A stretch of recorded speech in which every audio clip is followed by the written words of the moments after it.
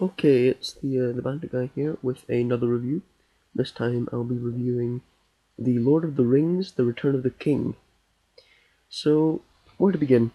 Lord of the Rings: Return of the King is set, well, as you might expect. I mean, it starts by explaining how Gollum, well, turned into Gollum. So, yeah, I mean, the start of it's pretty good, and yeah. Sorry, anyway, yeah, so it opens with Smeagol, who is Gollum's hobbit name, and he basically he kills his friend for the ring. Now, I didn't really know what to make of this scene at first. I thought it was okay, but I would have much rather they portrayed, the idea that his friend died retrieving the ring, and Gollum just didn't have to. Smeagol didn't have to kill him. But anyway, then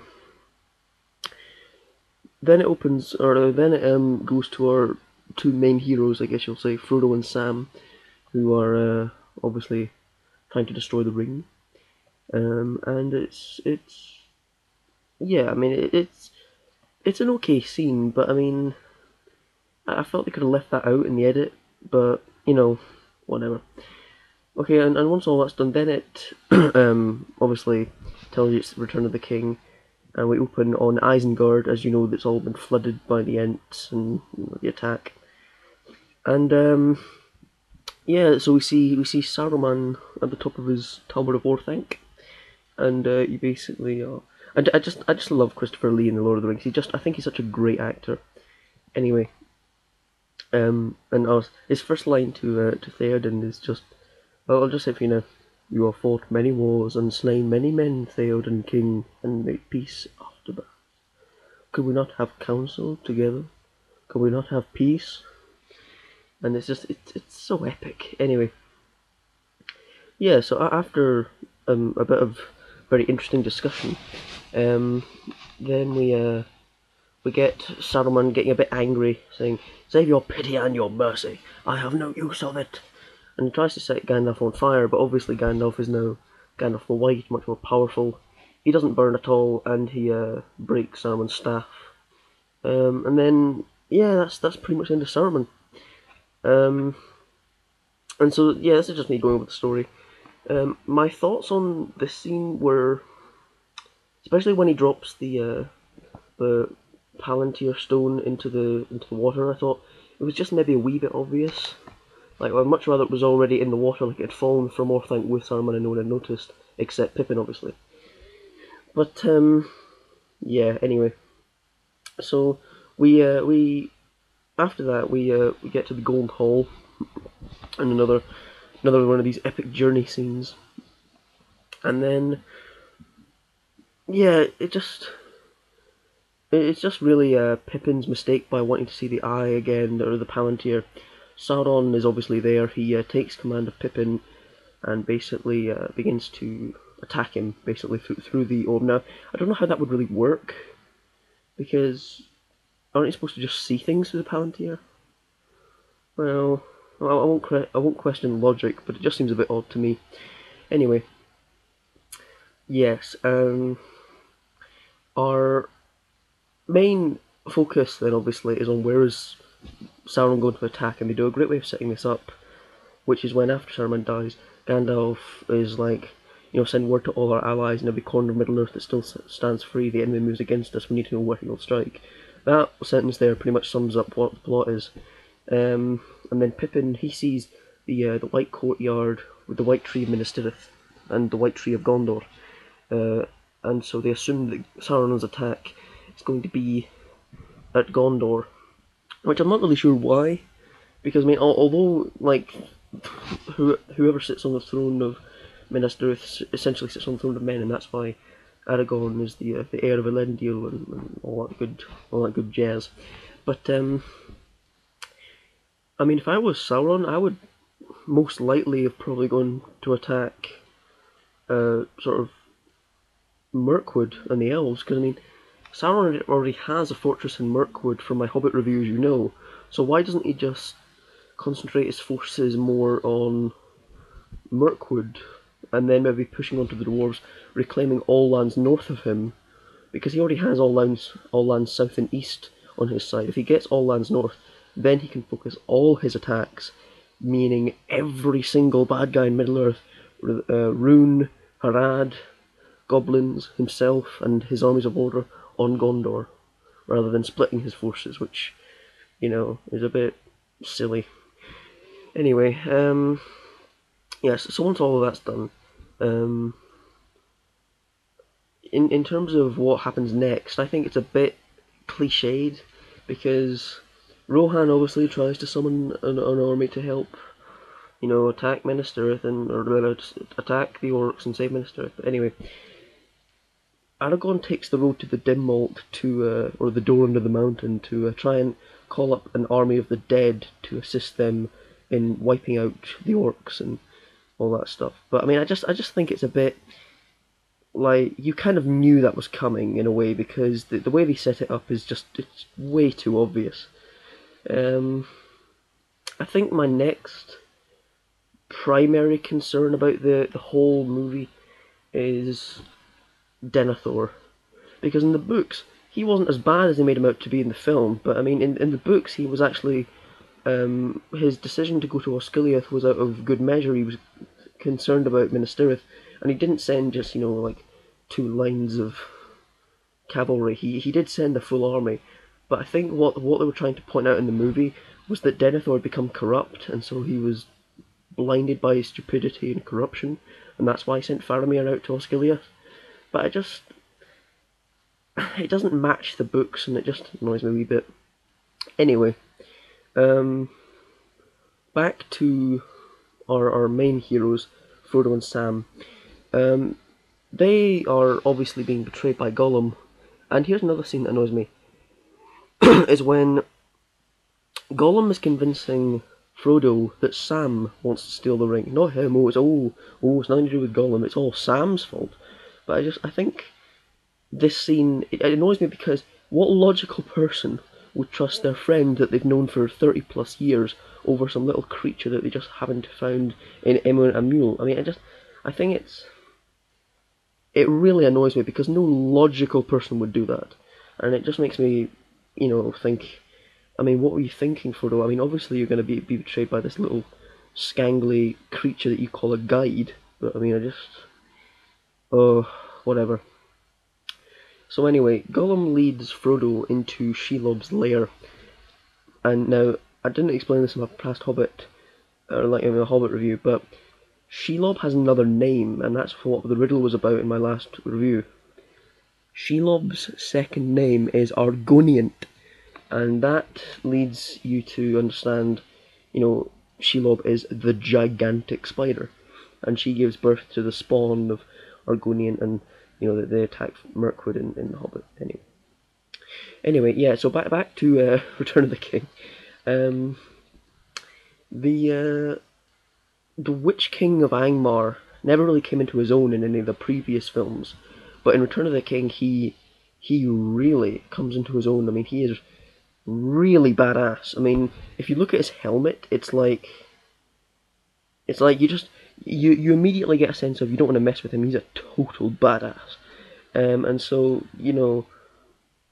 and his kick-ass mace. I've got to describe this right now.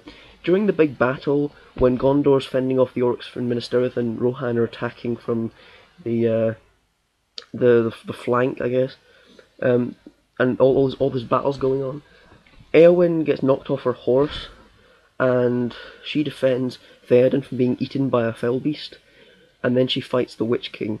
Now, his mace is freaking epic.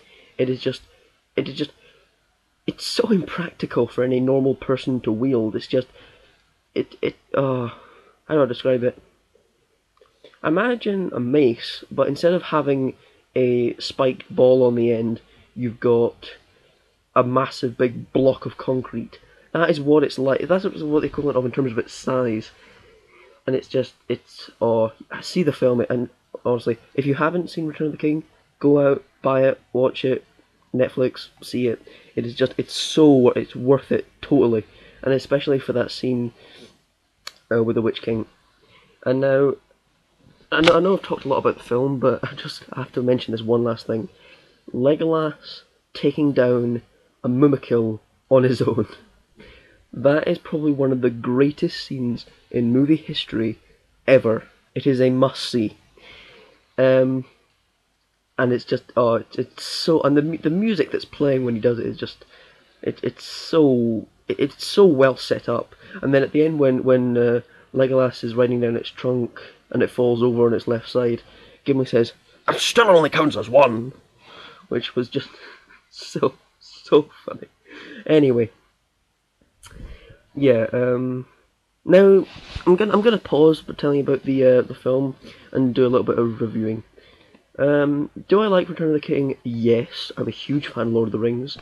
Do I think it could be improved? Now, there's a very, very difficult question for a Lord of the Rings movie nerd like myself. I think it could be, especially in the editing process. I don't think it needed to be 4 hours and 20 minutes long, because I think that's a bit lengthy. I mean, I've got the extended edition, and that requires double disc. It's about 2 hours and 5 minutes a piece.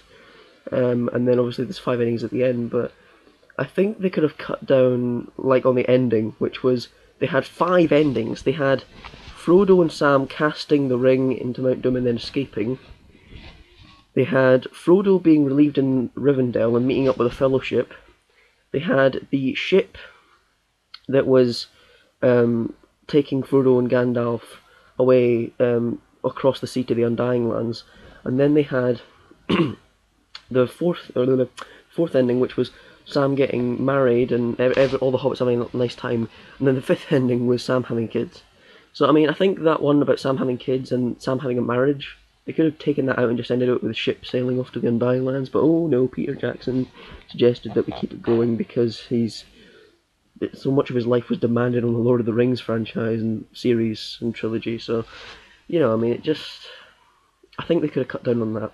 Another scene where they could have cut down was the Corsair scenes. Instead of just because I've got the extended edition, you didn't see this, but once Aragorn, Legolas, and Gimli had the army of the dead on their side, they attacked a Corsair fleet that were moving to attack Minas Tirith. Now, you didn't see that in the theatrical cut, but I did. Now, this scene could have been cut down dramatically because there was a huge big back and forth between Aragorn and the Corsair captain. I think they could have cut down that a lot, basically, because I mean, it was a very... I mean, the scene itself was only about 10 minutes, but I felt like it dragged on a wee bit.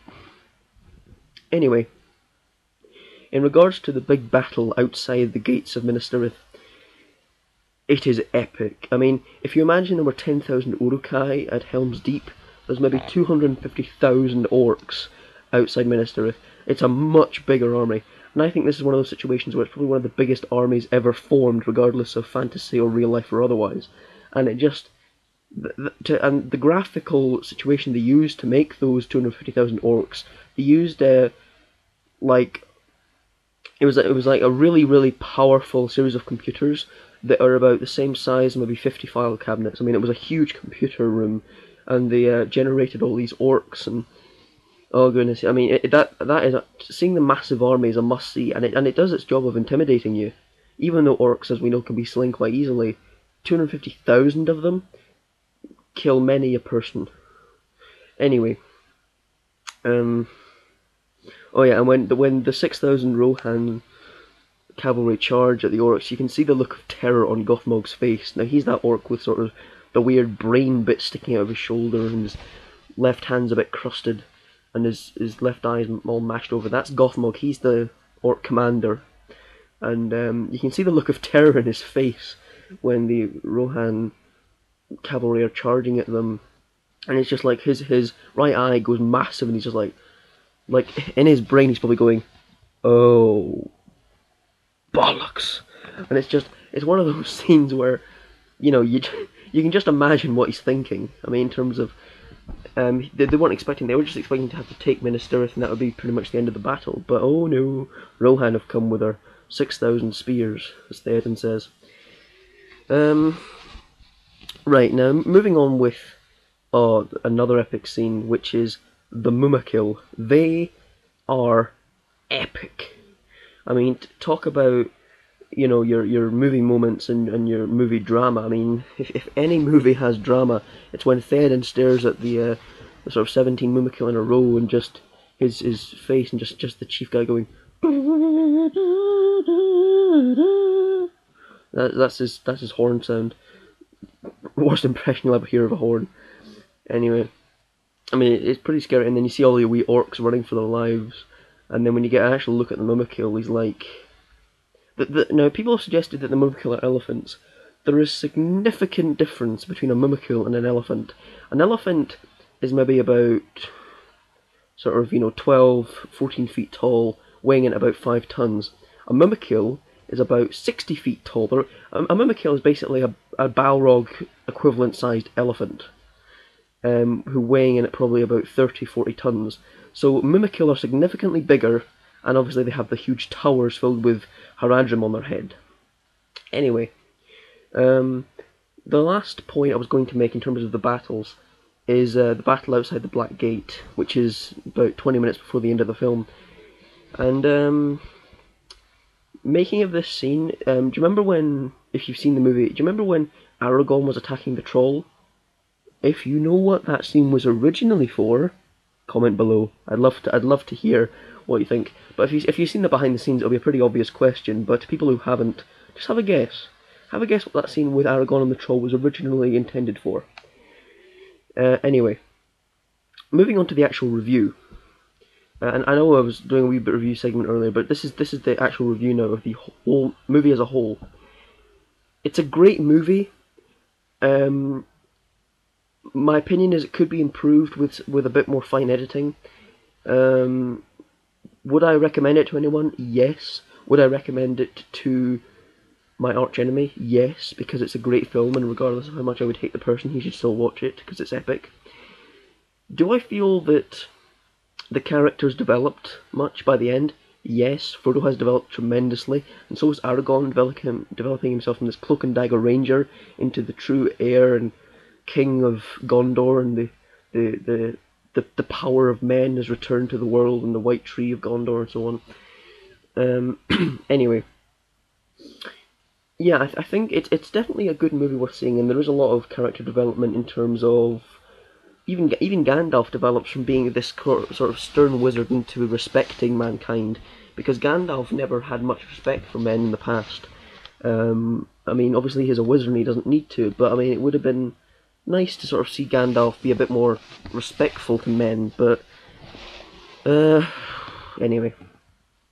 Moving back on to my final verdict. Now, I didn't do this in the Hobbit review, because I didn't feel that I needed to explain, but I'm going to start doing a system from 1 to 10, 1 being awful, just don't bother seeing it, and 10 being a great, you must see it at the movie, you must buy this, you must be awesome, and just, yeah, I think my 10 would be awesome.